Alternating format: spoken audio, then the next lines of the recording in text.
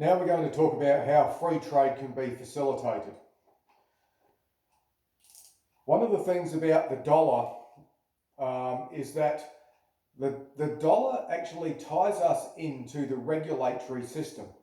I'll give an example of an egg operation that I'm personally currently operating, or a flock of laying birds. According to the current rules, if I have more than 50 hens in my flock, I have to register that flock of hens with the local egg or the state egg production corporation,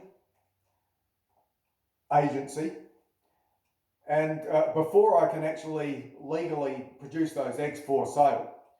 In so doing, an inspector comes out to my place, makes sure I've got the right number of birds, makes sure the setup's right, does an inspection, makes sure it meets all those standards and I'm doing things according to their standards.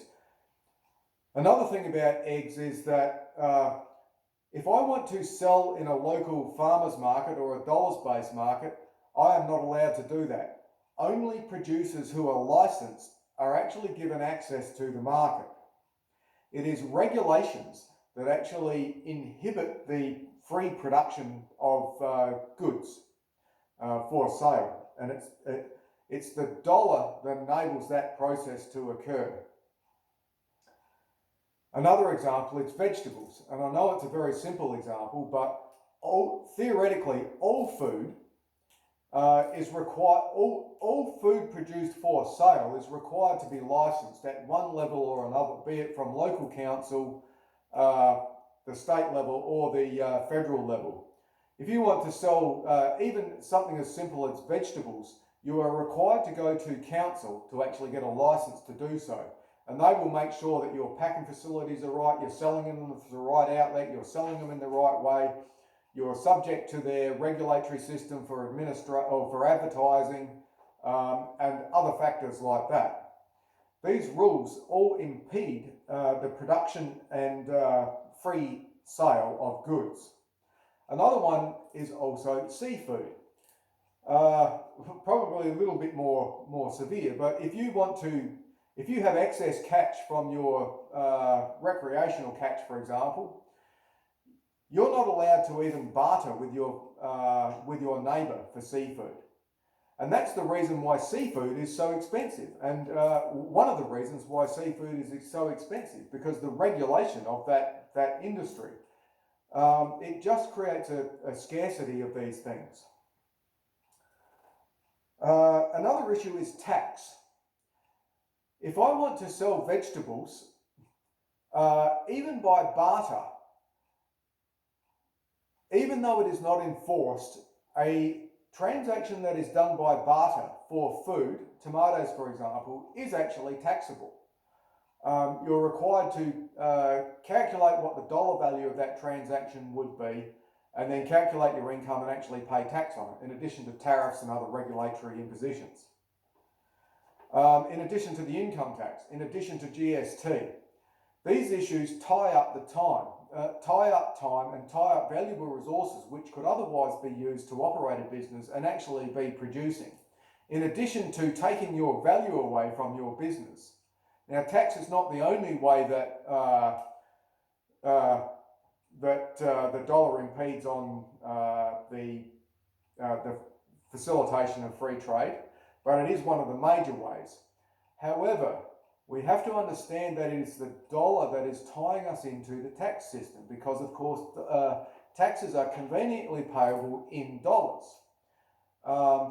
And the dollar is not necessarily a private transaction, it's actually public money, or called public money, even though it's not.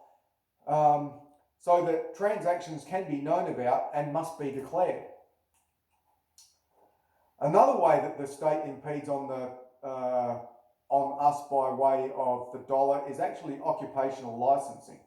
If you want to earn dollars, for almost all occupations within Australia, you need a license of some sort, a qualification, a trade, or a license. Yet those licenses and those permissions are only given by the state and are only payable in the dollar, conveniently.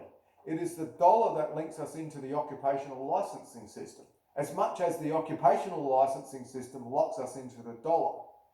The key to be able to get out of that is of both the tax and the regulatory system is to have a private transaction which cannot be known about, and to be doing production which also cannot be known about.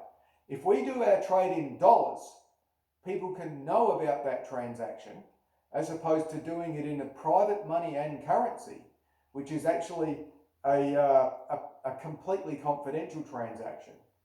That's a key point that I want to make. Gold and silver and their bills of exchange, their currencies, provide power. We have power to not have to submit to the regulatory system, nor do we have to submit to the taxation system. Because we have a confidential transaction, if it's not declared, it cannot be known. And the same for production to a large degree. If it's not declared, it cannot be known. It's possible to have confidential economic activity and confidential trade. Private money and currency restores power to the individual by way of a confidential transaction. That's not the only way that it gives power, but it is the main way that it gives power, in my view. Whereas community currency, LETS schemes, Bitcoin, and other forms of proposed forms of alternative currency cannot do this. They say that they can, but they actually cannot. Another issue that impedes on free trade is actually access to markets, which I mentioned before. If I'm producing eggs and I want to sell them in a local market for $4,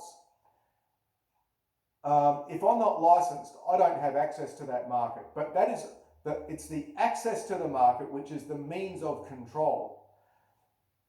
Because those markets are controlled by dollar financed or a state which is dollar financed, they can actually preclude you from those markets if you're doing trade in dollars. That's why a private market in private money is so important, because nobody can be excluded from the market. If they've done the trade or they've done the production, they've produced their goods, then they can honestly sell those goods, and they have the power to get access to those markets.